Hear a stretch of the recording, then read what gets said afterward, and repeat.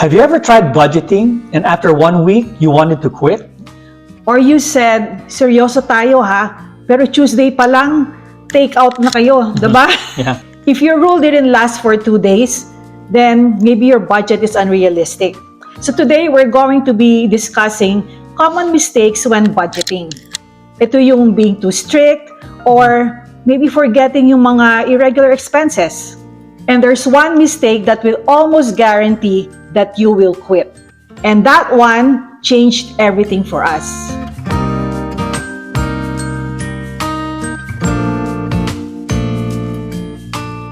So number one mistake we made before is sobrang higpit. Oh, no eating out, no boba, nothing.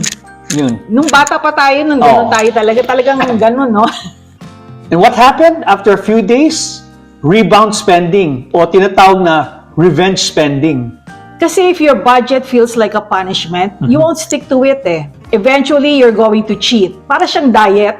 So ang budget dapat sustainable, not miserable. So you have to budget some fun money too para hindi ka maging or you feel deprived, right? Right, yeah. Katulad ni Haven, mahilig siya sa kiamoy. Ito yung mga Chinese na Dried ano yan? fruit, Fruit or whatever. Plum. Yon. So every time na nag-grocery kami, pumunta kami ng Asian store, bumibili kami nun. So kasama sa budget yon, yung mga little joys lang. Pero di ba nga sinasabi natin, when budgeting, kailangan discipline. Pero hindi rin maganda yung kung disiplinado ka nga, pero hindi ka flexible. Parang, kumbaga, yung straight lang ang tingin mo. Para kabayo. Oh. So, kailangan flexible ka rin. Kasi kailangan na you feel na you're enjoying it also eh. Kasi kailangan din naman nag-enjoy ka. Siyempre, you have to stick to your budget. Pero you don't have to feel deprived. Yeah.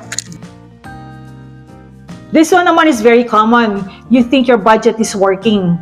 Until that annual car registration comes, yung mga house insurance, property taxes, yung medical co-payments, katulad mga birthdays, tas nandyan na rin yung Christmas. Oo. Siyempre, lumalaki yung budget mo kasi kailangan mga gifts, mga food, di ba? Pag yung mga holidays, di ba? Yun.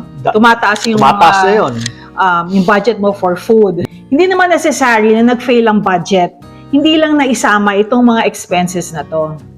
Yung monthly bills kasi, madali yan eh. Kasi di ba alam mo, di ba? Pero yung usually yung mga annual expenses, yun ang nakakalimutan eh, na ilagay sa budget. Yung mga surprise. So kami ni Haven, natuto na kami mag-set aside ng sinking fund.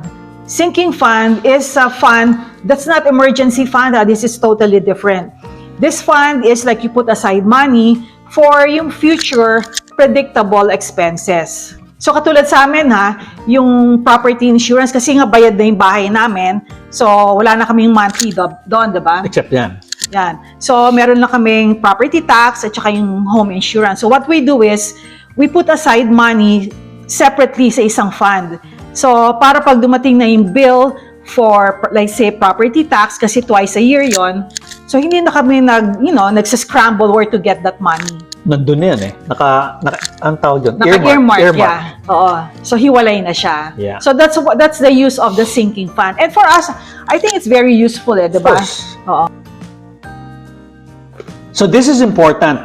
Kasi, minsan, you see people online saying, that they have a spending budget. Oo. Diba? Or your family or friends, they say, this is only what we spend so much. And then when you hear those, you start feeling bad and then you start questioning yourself like, bakit kami hindi ganun? Diba? Bakit iba yung kanila, iba yung sa amin? And this one, boils down to what we've always been saying na iba-ibang iba-ibang situation natin. Yep. Iba-ibang mortgages natin, iba-iba ang expenses, iba-iba ang goals, iba-ibang income. So comparison will make you either proud or insecure, and neither really helps. Like we always say, as future retirees, our numbers may not work for you, and that's fine, diba? So, Kaya nga, your budget is yours and our budget is ours. Never talaga tayo magiging pare-pareho. so next naman, when income increases, so most likely, yung mga expenses mo increases too. Yeah. Di ba nga usually when you have a salary increase, ang tendency niyan is you spend more.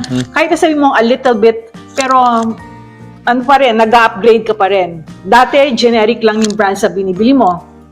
And then, ano yung ano? Branded na Ngayon, branded na, organic na. Bibili ka na ng mga grass-fed beef, yeah. 'di ba? Mga social na. Another example din, kunyari yung mga vacations, yung mga dati budget lang, 'di ba?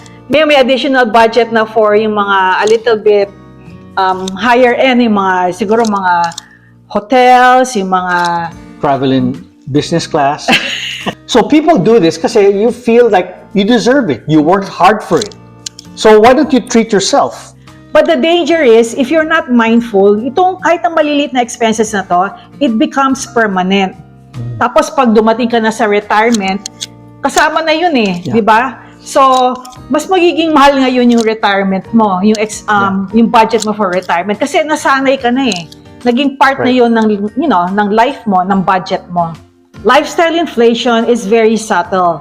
So yung mga small treats today, it becomes big future expenses tomorrow. So if your lifestyle keeps upgrading, ang retirement mo nagiging more expensive. Kaya lang still, you need to still enjoy. Kaya lang planuhin mo ng konti pa rin. Ito na siguro yung pinaka-importante sa amin ni Haven. Kasi if you don't know why you're budgeting, eventually you're going to quit. Kasi budgeting without a goal, it just feels like just saying no to everything. Katulad ng no eating out na, no travel, no to yung mga little joys in life, right? There will come a time talagang it gets tiring.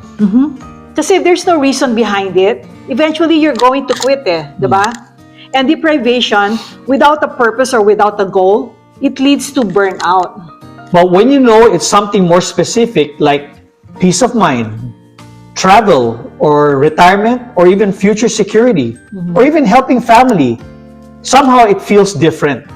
So ngayon, it doesn't look like it's restriction.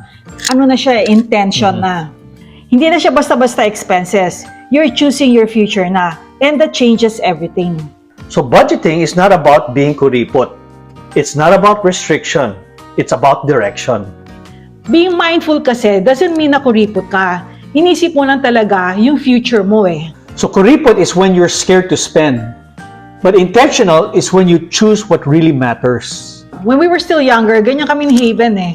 Talagang, I think we could call ourselves kuripot, di ba? Oh. Pero as the years go by, talagang we learned na talagang we don't have to deprive ourselves, di ba?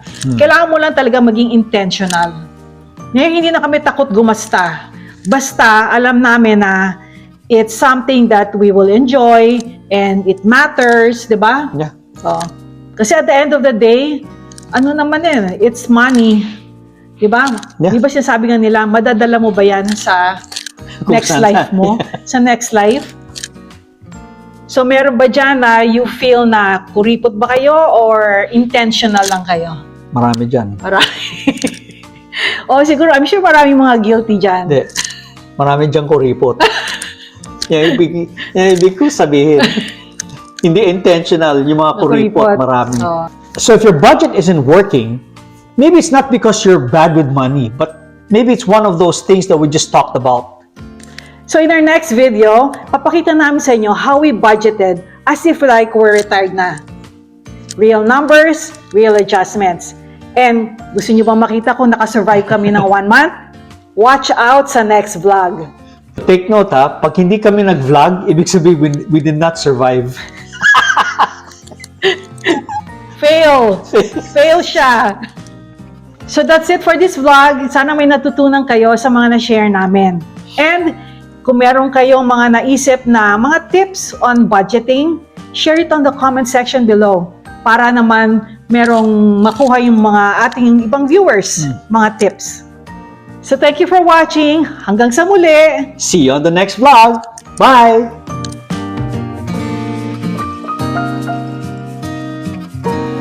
So thank you for, For the music. Thank you Ayun na for the eh. music. Aba eh. Foggy na yung utak ko eh. Foggy. Thank you for the... Tepok.